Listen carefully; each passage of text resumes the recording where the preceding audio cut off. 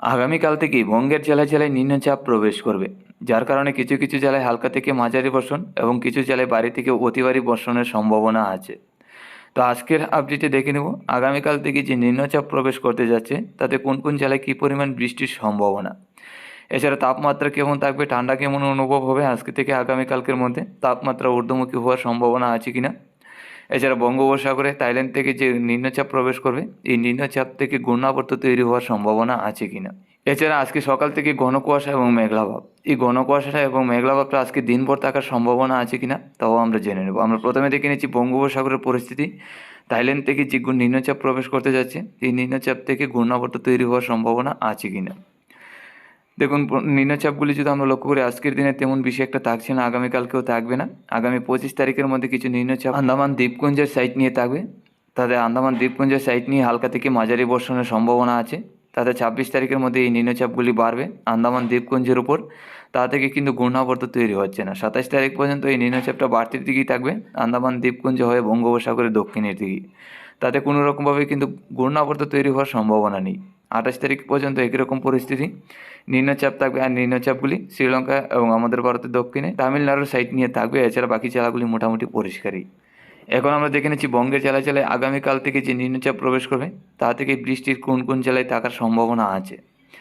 দেখুন, আজকে সকাল থেকে মোটামুটি পরিষ্কারই, আজকে দিনভরই মোটামুটি পরিষ্কার থাকবে, নিম্নচাপ প্রবেশ করার কোনো সম্ভাবনা নেই। আগামীকাল সকাল থেকেই উড়িষ্যা এবং কলকাতা হয়ে কিছু নিম্নচাপ প্রবেশ করার সম্ভাবনা। দেখুন, উড়িষ্যা এবং কলকাতায় আগামীকাল সকালে হালকা থেকে মাঝারি বর্ষণ থাকবে, তবে উড়িষ্যার মধ্যে ভারী বর্ষণের সম্ভাবনা আছে। আগামীকাল দুপুরের মধ্যে এই নিম্নচাপগুলি বাংলাদেশের দক্ষিণে জেলাগুলির দিকে প্রবেশ করার সম্ভাবনা, তাতে বাংলাদেশের দক্ষিণে খুলনা, বরিশাল, কুমিল্লা, চট্টগ্রাম এবং আমাদের ত্রিপুরা রাজ্যের দিকে থাকবে। তাতে আগামীকাল দুপুরের মধ্যে হালকা থেকে মাঝারি বর্ষণ এইসব জেলার মধ্যে।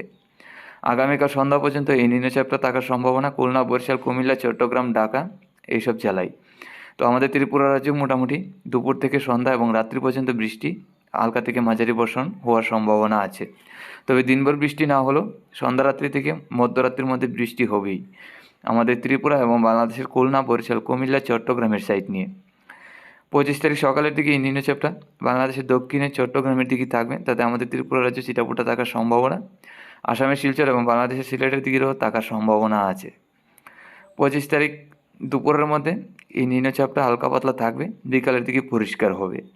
26 তারিখ থেকে একদম পরিষ্কার হয়ে যাবে, 27 তারিখের দিকেও একদম পরিষ্কার। নিম্নচাপগুলি চলে যাবে অরুণাচল প্রদেশ, মণিপুর, নাগাল্যান্ড, মেঘালয়ের সাইড নিয়ে। এখন আমরা দেখে নিচ্ছি আজকে সকাল থেকে ঘন কুয়াশা এবং মেঘলাভাব রয়েছে, এই ঘন কুয়াশাটা মেঘলাভাবটা আজকে দিনভর থাকার সম্ভাবনা আছে কিনা।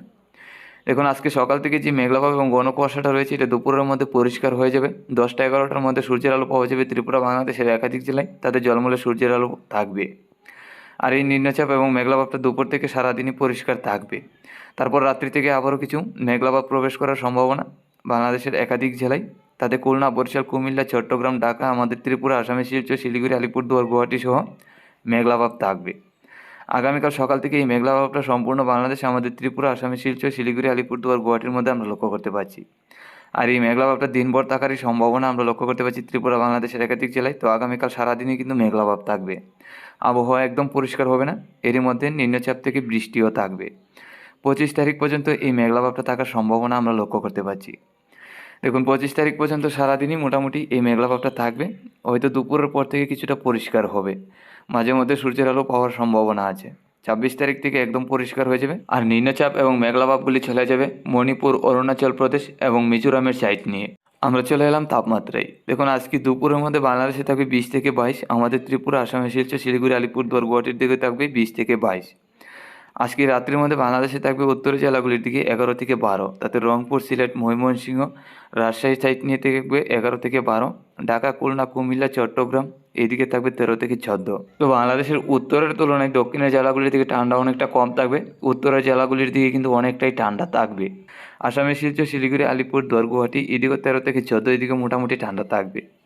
আর আমাদের ত্রিপুরা রাজ্যে আজকে রাত্রির মধ্যে আমরা যেটা লক্ষ্য করতে পারছি 11 থেকে 12 ডিগ্রি তাপমাত্রা থাকবে। তো আমাদের ত্রিপুরা রাজ্যে সন্ধ্যা রাত্রি থেকে রাত্রির মধ্যে অনেকটা ঠান্ডা থাকবে। আর আগামীকাল সকালের মধ্যে যদি আমরা দেখি তাহলে কিন্তু একই রকম 11 থেকে 12, কিছু কিছু জেলায় 13।